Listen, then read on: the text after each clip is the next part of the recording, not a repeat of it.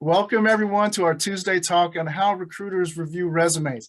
I'm Michael Robinson, the career coach here at Easter Seals Veteran Staffing Network, VSN for short. I'll be your host and presenter. In this session, we're going to cover some methods to help you pass the recruiter screening. But before we dive in too deep, let's take a moment to cover some housekeeping items. This webinar will last approximately 45 minutes with a live 15-minute Q&A session at the end.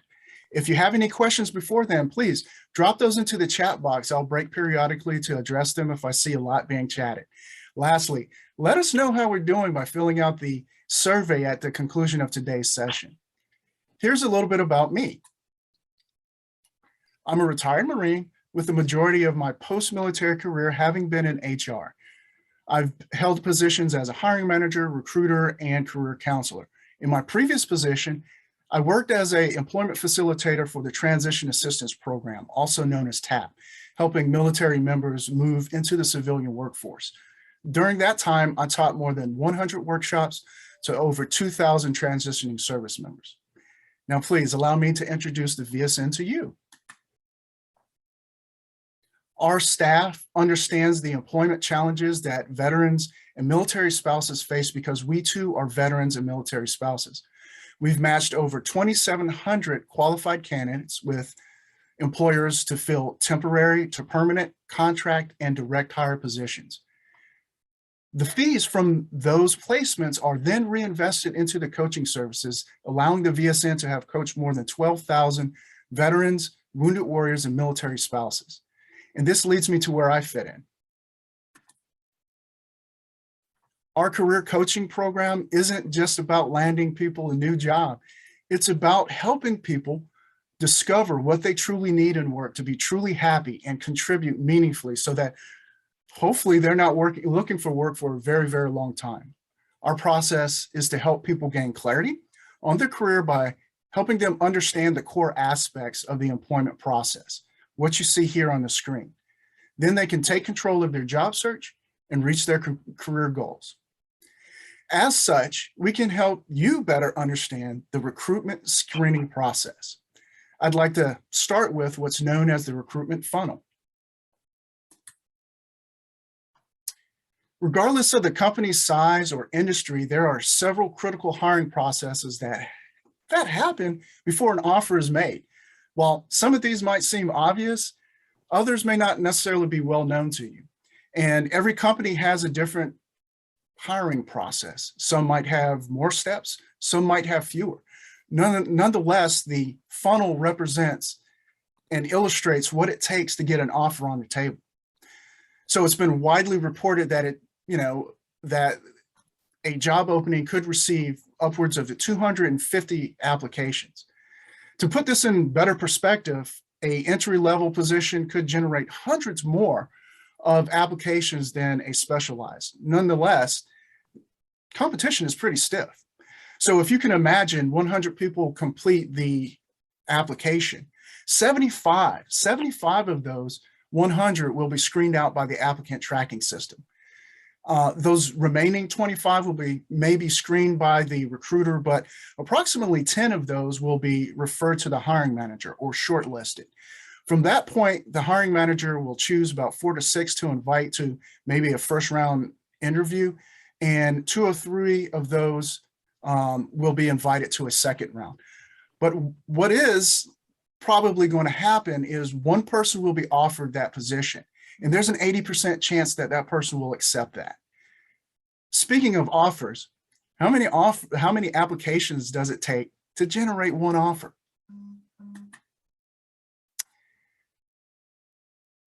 Research by Zappia.com, which is a career research site, tells us that 21 to 80 applications to get one job offer. Well, take a look at this here. You have a 13% chance of getting a job offer by not even submitting an application. Wow, how in the world do we do that? Well, we do that by being referred to a position through our network. And we have a future Tuesday talk that's going to tell us and talk about the effectiveness of our network. Now, even being referred to a position, you'll probably have to apply at some point, but having someone push your application through the process makes things a lot easier for everyone. But if you're still getting a lot of rejection emails or not hearing anything from an employer at all, you might be doing some of the following. Here are a few reasons why you might be running into some issues with your resume. This list isn't all-inclusive, but it does contain some of the core resume issues. You remember, if you refer back to what I had just talked about, ATS incompatibility. A large percent of people are going to be auto-rejected from the applicant tracking system. But more importantly, if you're unqualified, well, you'll probably be rejected as well. Generic resumes are probably the worst offender of them all. Typos and spelling errors, that's pretty crucial. But more importantly, most people fail to put their achievements on their resume. They are more tasked resume focused than they are achievement focused. And this does typically get their resume rejected. And now we're going to talk about employment gaps and job hopping. But from here, let's explore what recruiters are really looking for when they see a resume. Generally speaking, there are a couple of things to keep in mind here. Not every recruiter will read a resume the same or review a resume the same. However, generally speaking, these are the areas that they're going to look at: the appearance, the focus of the resume, accomplishments, keywords, and the skills, both technical and soft. Let's start with the resume appearance and the resume file name. A resume file name is the first thing that distinguishes your resume from the rest of the crowd. This makes it a lot easier to locate and understand what the file is. So you'll want to do this same method for not only your resume, but also your cover letter as well. You want to keep the file name short but descriptive, 25 to 30 characters. Anything more than that, you'll probably have your file name cut off. And don't simply list it as resume doc or resume document without your name. Also exclude version numbers and dates. When you use numbers in your resume file, the ATS may have a problem processing that. Also, don't use periods, special characters, spaces, or slashes. At a minimum, you're going to want to include your name, first and last, and the word resume. If you can put in the position or the company or both, that's just a bonus. But you can see here on this slide some examples. You'll also want to make sure you adhere to proper capitalization, as well as to separate the words. You may want to use an underscore or hyphen. If you have a hyphen that's already in your name, then it's best to stick with underscores. From here, you'll want to select the proper file format. And we typically have 4, which is going to be, which is going to be the PDF, Word, Google Docs, and plain text.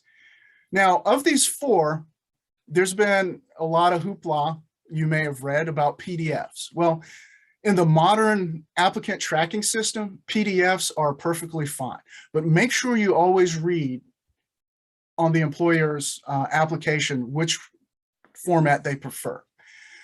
The PDF is best at preserving the design and format.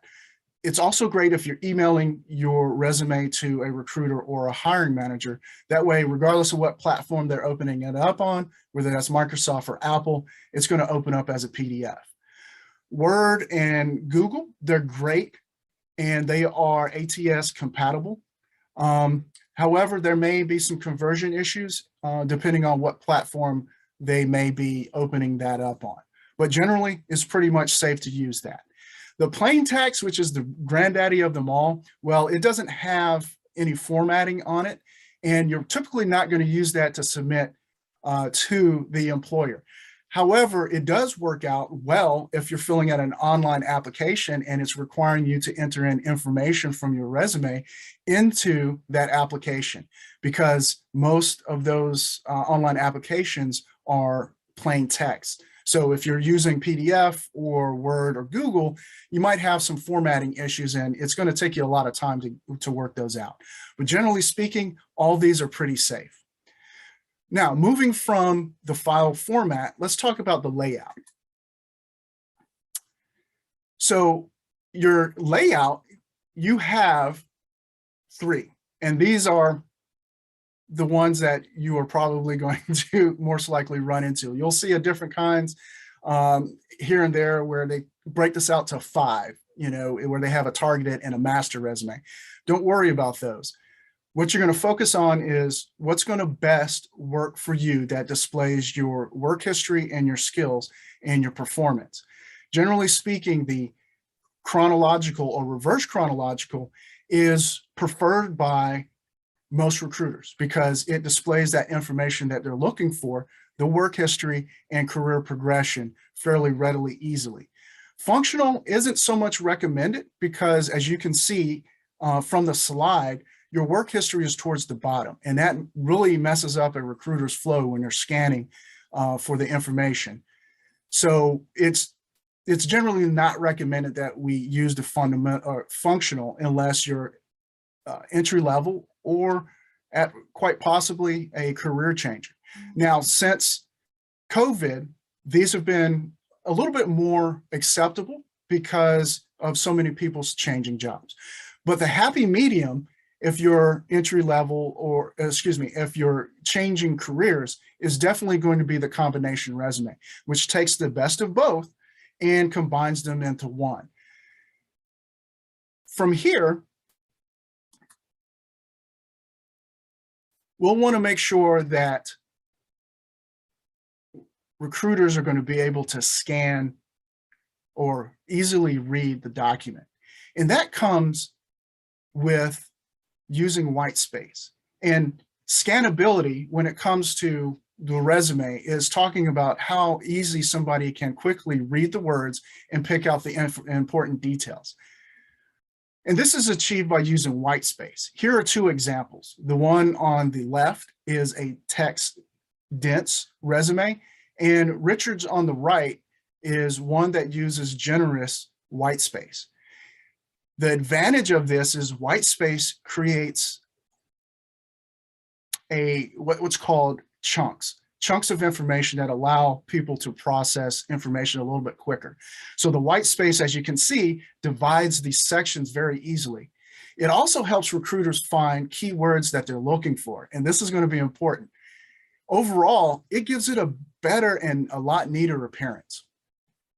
We also need to take into consideration what people are reading our information on, what devices.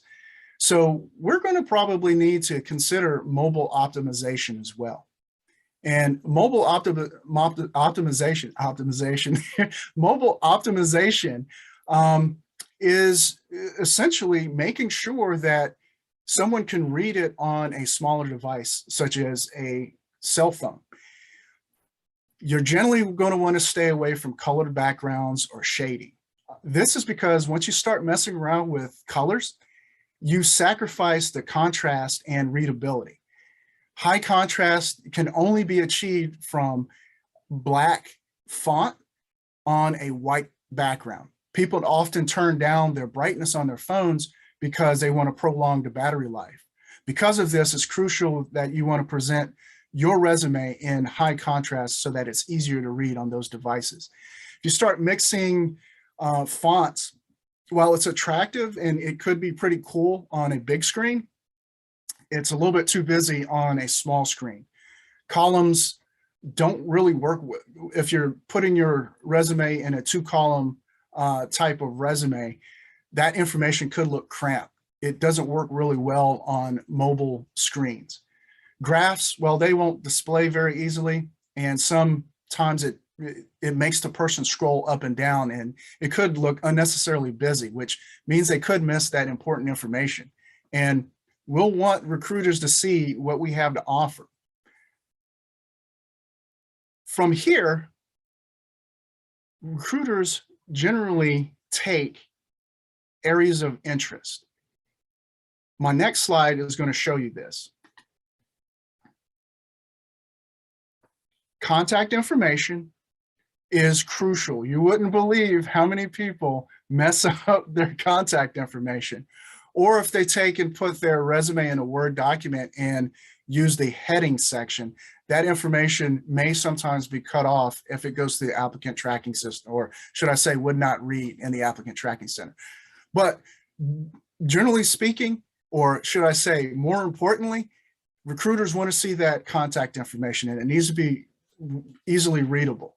Social media, if you don't have a social media presence, then don't put it on your resume. However, in this day and age, and depending on what your field is, it could be crucial that you have your social media on the resume. Summary, experience, those are, again, crucial key points that recruiters are going to look for. Education, skills, the length. Is it longer than 2 pages? If you only have, the general rule is anything more than 10 years of experience, relevant experience, then you probably want to put that on the second page. But keep it neat.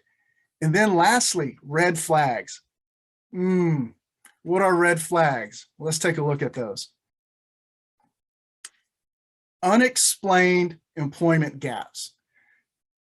Employment gaps aren't necessarily a bad thing because people do have them. But when you can't explain what you did in the meantime, well, then that becomes problematic. And usually that comes in the form of your cover letter, and or if you can figure out a way to put some information in there as to what you were doing during those gaps of employment. Unusual employment history. This is your job hopping, or if you're going from career to or different types of jobs multiple times, then that could signal that you're not committed to a certain field. But more importantly, we talked a little bit earlier about spelling and typos. Well, in grammatical errors, that's lack of attention to detail. Professionalism, your email address, keep it simple, first name, last name. Try to avoid numbers because that could, in some instances, it could be seen as a date of birth, and we don't want to age ourselves in that. So if you're going to use a number, try not to make it look like it's a birth date. And then, of course, inconsistencies between your social media and your resume. Military people oftentimes have this because as they're transitioning out, one of the things they fail to do is civilianize their LinkedIn page. And this could at times confuse a recruiter, especially if they're looking at the resume and they're looking at their LinkedIn profile and one isn't speaking to the other. So we definitely want to make sure that we try to update that as well. Let's now move to some standard formatting issues that some people fall into. Text size. Don't make it smaller than 10, because if you make it smaller than 10, just trying to cram so much information in there, you're not going to, it's really going to come out very bad and it doesn't read very well. Yes, we can all zoom in, but we want to prevent that. We want our information to display as neatly as possible, and that person on the other side shouldn't have to do a lot of work. Use a modern font. Arial and Times New Roman are pretty good. And we generally don't want to go below 0.5. And the importance of this on your margins is because, believe it or not, there are still people out there that print resumes and we don't want that information to be cut off. And again, length 1 to 2 pages, and try to avoid graphs, and definitely don't put a photograph of yourself on your resume. That might be fine in European countries, but we don't do that here in the United States. Now we've talked about appearance. Appearance is very important. Remember, this is all seen within a few seconds. It's very important. but the focus of your resume is probably the most important. Let's look at some guidelines here. Customize your resume for every job. Many of you may have heard that you need to rewrite your resume to customize it for every job, and that's simply not true. Once you have a resume, unless you're career changing, it generally stays the same. If you have a solid resume that is getting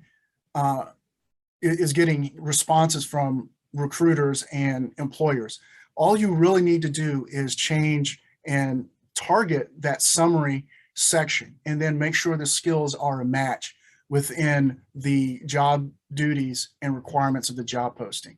So it's not necessary to have to rewrite your resume all the time. Let's take a closer look at Richard's resume from here. These are going to be the focus zones that recruiters are initially going to look at. Think about this. They get the resume. They're first going to go all the way. They're going to start from the top, go all the way down to the bottom. If there's a second page, then they'll do the same on the second page. Then they'll scan from the bottom to the top. What are they looking for? Well, one, they're looking for if all the information is there. If you're missing any information or if it's out of place, well, that's going to cause them to have to take a second look. And, sometimes that could be, depending on what kind of timeline they're working on, that might be enough to get your resume set off to the side. But they're looking at professional titles. They want to match up to make sure that your background and your skills are related to what they're looking for. So they're looking for the professional title, education, accomplishments are big. We're going to talk about this here in a few moments. The skills, are the skills related to what they're looking for? And then, of course, education, if it's required, and or certifications. Accomplishments.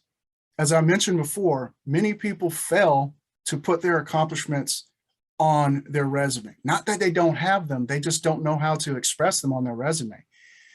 Let's move to accomplishments now.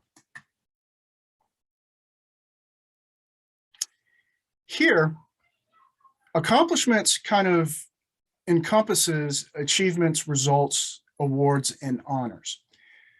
Richard's resume does a real good job in displaying all of these. Let's take a closer look at this. Initially, as we can look at here, he places a lot of emphasis on his achievements that talk about how he collaborates, how he works with others, and more importantly, his client relationships.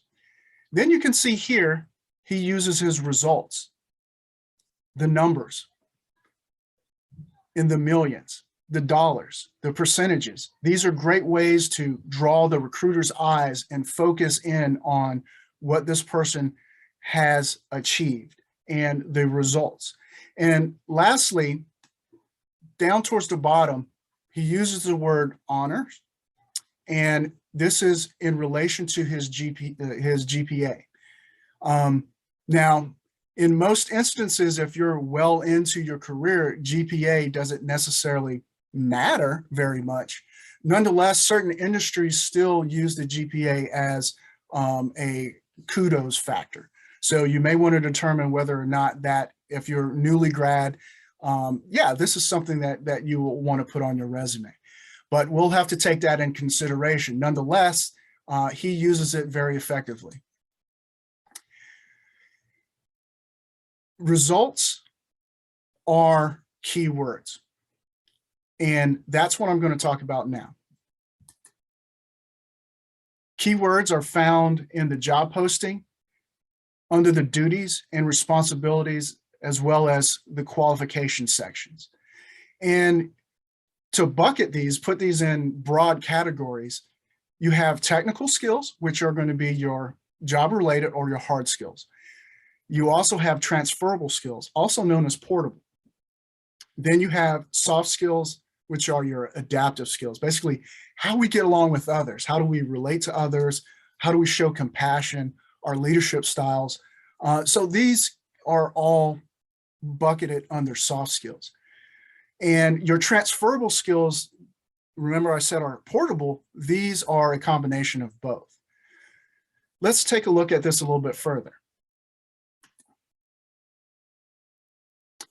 You'll want to take the job posting and analyze this very closely.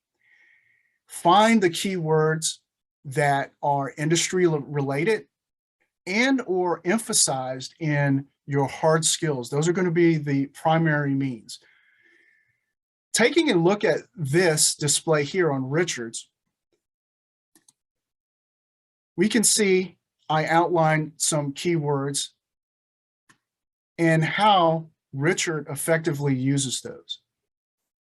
He uses the estate planning, portfolio. Down here is AMU or AUM. He puts that in there twice in his resume. And you generally want to use keywords 2 to 3 times. You don't want to go overboard with it or keyword stuffing, but 2 to 3 times is usually pretty good. So Richard does a very, very effective job at using keywords in his resume. And the importance of this is, 1, the applicant tracking system, and then 2, once that gets to the recruiter is going to be looking for the same. More importantly, let's transition to technical skills. 4 skill domains within the financial advisors, and you'll want to research this. If you're moving into a new career, your career research is going to be vital to how you go about presenting your resume. I had to research this. Generally speaking, I'm not a financial advisor, so I researched this and found that there are 4 skill domains of financial advisors, and those are the sales, client management, relationship, client management, which is relationship building, and the management or execution of the business, and then just general tools, the technology that financial advisors use, such as Quicken Books and et cetera, et cetera. And I've outlined this. We can see here that starting with sales and business development, where he outlines this very prominently, as well as the business, his sales with his client, as well as the client relationships. He does that very well. But more importantly, he comes down and outlines how he has collaborated with others and moved the business forward through profit. And then lastly, down here under his additional skills, he lists his technical skills in the tools that he would be using in his career or career field. Now, those are the hard skills. Those are technical skills, and those are easy to kind of pick out in between the job posting and putting them into your resume. The difficult ones come with the soft skills. And I did a little bit of research on this as well. LinkedIn has identified these 5 areas as the most in demand by employers.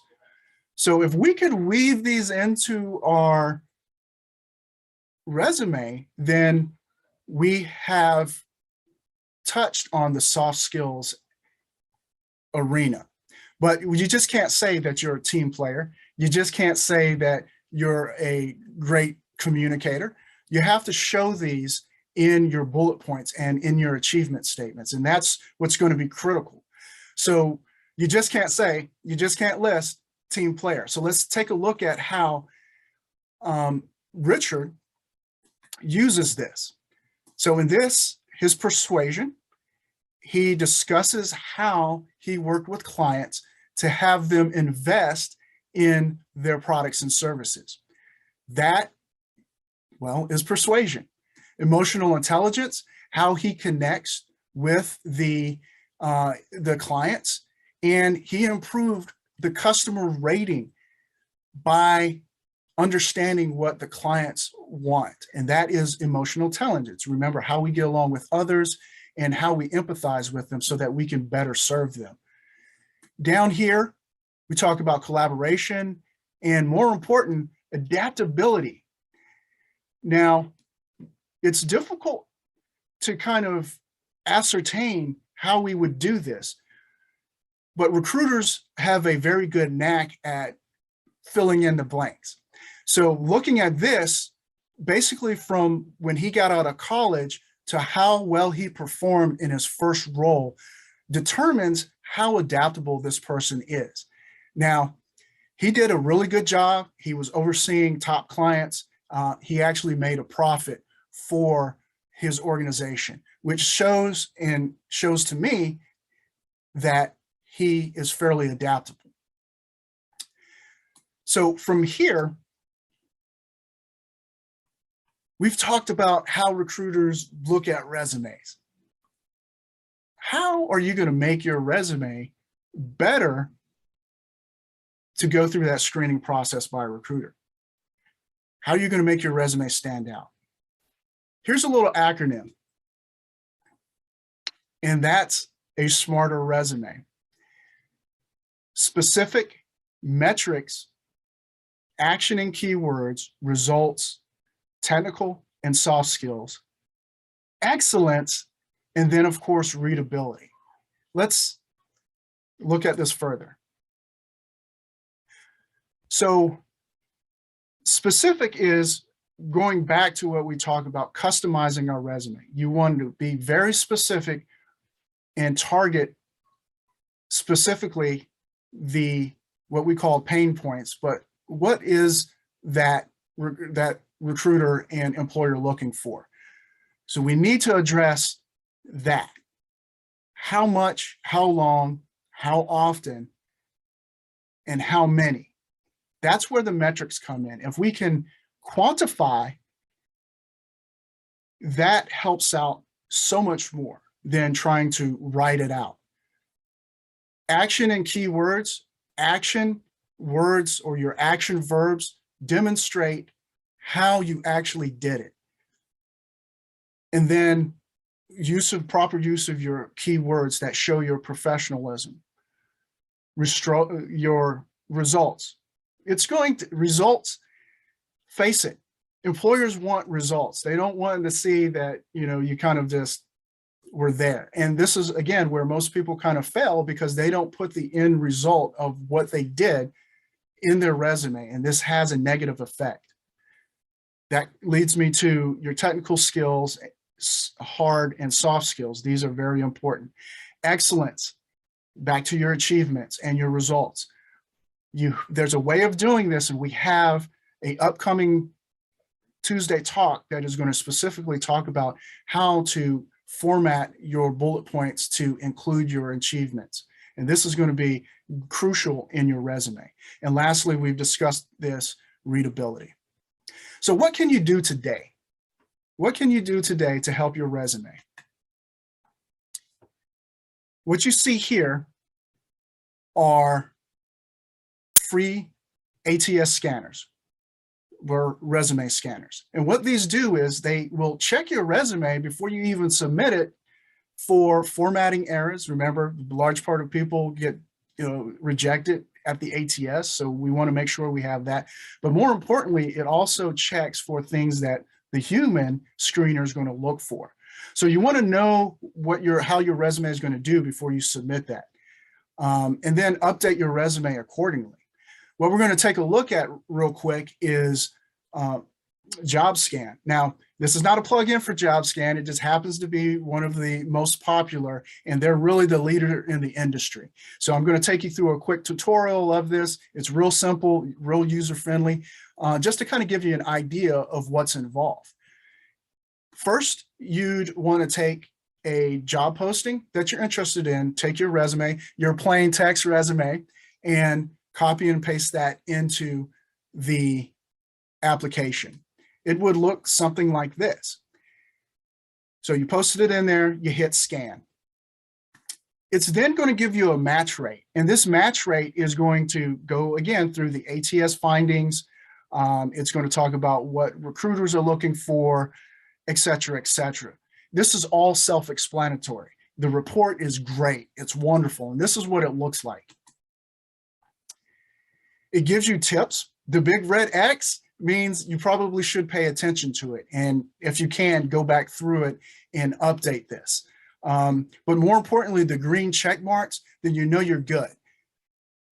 And look at some of these. It talks about section headings. It also looks at the job title match, whether that's good. The date formatting. This is important because some people, they mix and match dates, and this could mess up how the applicant tracking system computes your experience. And then it talks about what the recruiter's looking for, the word count. If you have, remember we talked about that text dense resume, if you recall that, there's actually what's considered the best number of words on the resume. And that generally is between 750 and 1,000, because that is the ease of read that we had talked about. But then again, as you can see on here, it talks about 129 words on the resume. I don't know what kind of resume was there, but 129, that's pretty, that should be pretty easy to read and scan. Nonetheless, you want to take these, and if you find any red marks, any X's or caution signs, definitely take a look at those. The most important section is probably going to be the hard skills. And JobScan, I've used all of these at some point or another, and JobScan probably does the best in determining the hard skills. From what it's doing is it's pulling that information from the job posting, and it lists most important to least important of those keywords. And remember, I said you probably just want to have 4 or 5 of those keywords. You want to make sure they're the 4 or 5 most important keywords there. So keywords are going to be primarily what's going to make up that match rate. Then you also, what's really neat about JobScan is it has predictive skills. And what that means is that it isn't in the job posting, but they've analyzed millions of resumes and millions of job postings and kind of predict that if you put this in your resume, you're probably going to hit all the wickets, or you're going to hit all the keywords. Soft skills, we talked about this before. You can see here, the person that resume didn't do a very good job of soft skills, and it's difficult. It's really hard because you just can't put the word there. You have to be able to justify if you're a good communicator, if you're a hard worker. So don't focus too much. Take note of these and try to weave them into your resume the best way possible through your achievement statements. Other keywords, these are just frequency that they're found. They're not necessarily scored one way or the other. If you can pepper these in, that's fine as well. But you have to remember there's such a thing as called over optimization, and that is just as bad as not putting keywords in your resume as well. We call that keyword stuffing. We don't want to do, definitely want to stay away from that. Lastly, most of these will offer job recommendations based off of your profile and based off of your resume, which is great because if you just go to a job site, they just usually use title. This will analyze your resume and pick out those keywords and try to match positions to your liking. As we come to the close of this session, I do want to invite everyone to our next one, which is on designing effective resumes. This is on July 26th. And much of what we talked about today, we're going to take and peel back those processes in developing resumes. Our future Tuesday talks, you can visit us at vsnusa.org/events, and please register. August 9th will be myth busting or busting common resume myths. This one's a really good one. It should be really fun. We're going to talk about cover letters on the 23rd, and then in September, job strategies, and towards the end of September, working with recruiters. Some key takeaways: understand what recruiters are looking for. This is probably going to be the most important thing in your resume development. Use the formatting that best highlights your fit. Remember, we talked about chronological, functional, as well as combination. Avoid the format, keep the format simple, avoid graphics or pictures. Make sure you use the critical keywords at least once or twice. Don't go overboard with them, but 4 to 5 of those critical keywords 2 or 3 times. Think about the SMARTER resume acronym. That's going to be beneficial in designing your resume. And then lastly, please check out those ATS scanners. They will help optimize your resume. At this point, I'd like to open the floor up for any questions that anyone might have on how recruiters review resumes.